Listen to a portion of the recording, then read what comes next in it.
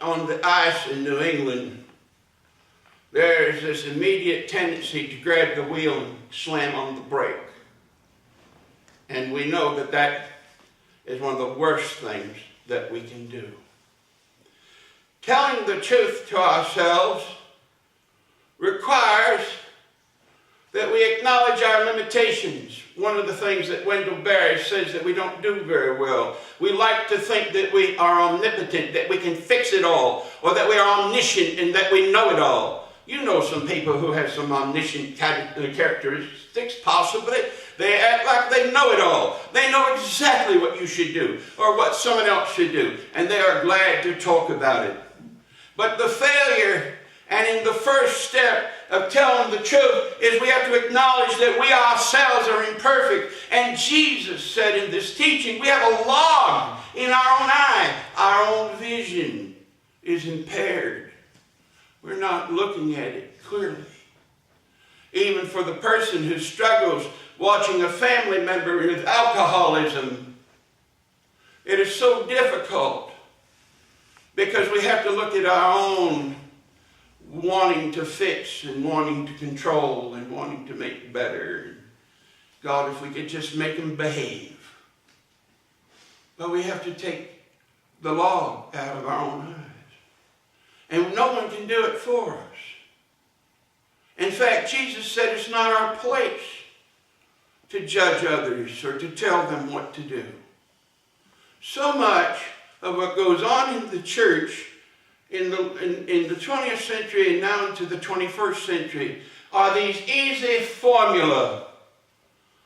And if you only have these slogans, and the text in the Message Bible said distinctly, don't reduce holy mysteries to slogans. And yet we know numbers of people who profess to be great followers of Jesus who simply have formulaic answers to complex issues, and they don't work.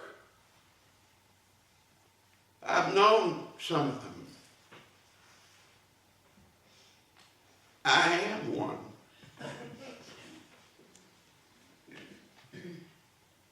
I would not dare to stand on holy ground this morning and pretend that I don't have the capacity to judge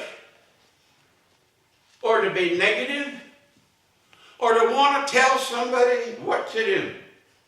Sometimes in less Methodist language than others.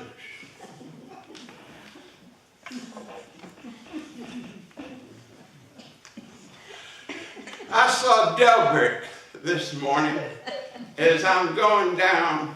I don't really even talk about our building at the moment. But as I saw Delbert, and he reminded me of stuff that's irritating all of us, I said, Delbert, I've got to go preach in a few minutes. You can't get me worked up like this. I've got to go speak holy words to people. I said, please, let's talk about this mess later. And he laughed at me and understood. We all have the capacity to want to improve others. Jesus said if we're going to tell the truth, we're not good at telling the truth to someone else because we haven't looked at ourselves. Carl Jung called this, from a psychological perspective, projection. We project on others what we need to deal with ourselves. I don't know about you, but as I've listened to this and I've thought about it, I've looked at my life this week. See, I get to hear this stuff in my head in readings, and I'm working all week on this, and I'm thinking, what truth do I need to tell myself? Where is it that I need to work? What do I need to look at in the brazen laver, which is a metaphor for that self-examination?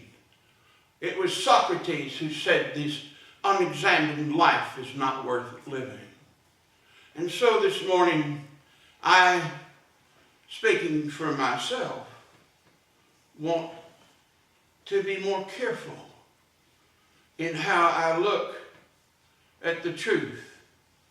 And to realize, as I learned, I think, from my grandmother, Bucher, that when I point a finger at someone else, I have 3 fingers pointing back at me. Judge not. Don't be critical. It doesn't mean that we don't talk with each other. But there's something fiercely final about judgment. It's almost a sense of writing people off. I see it sometimes with the teachers that I teach, particularly when they've taught multiple generations in a rural area of Maine, the same family. They've had the grandmother and the mother and the daughter, and the grandchild. And the little kid comes to school all eager, beavered to be in school for the first 5 minutes before they kill the joy of learning. And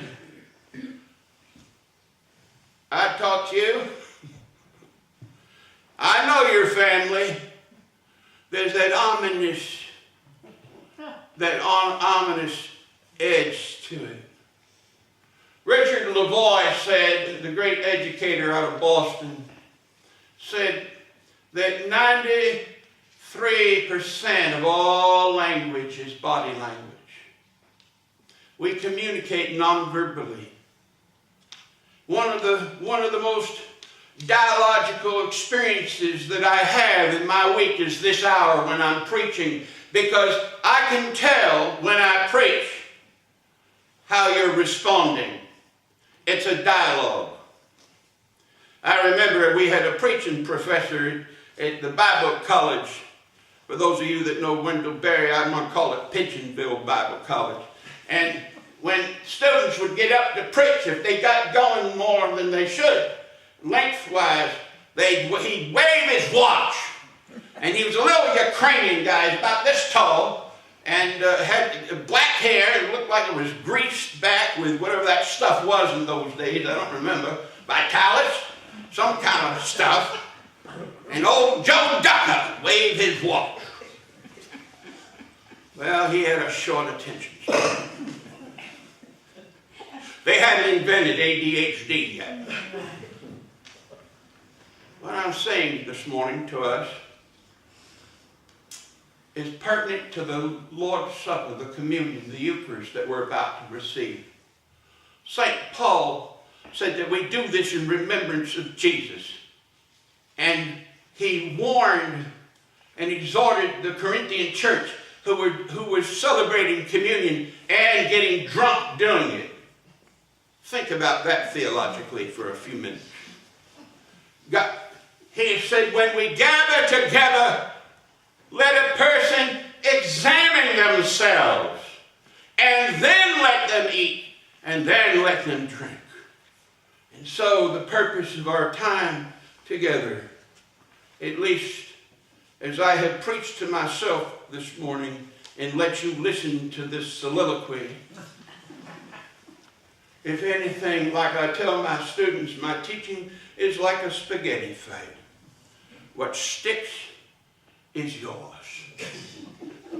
Amen.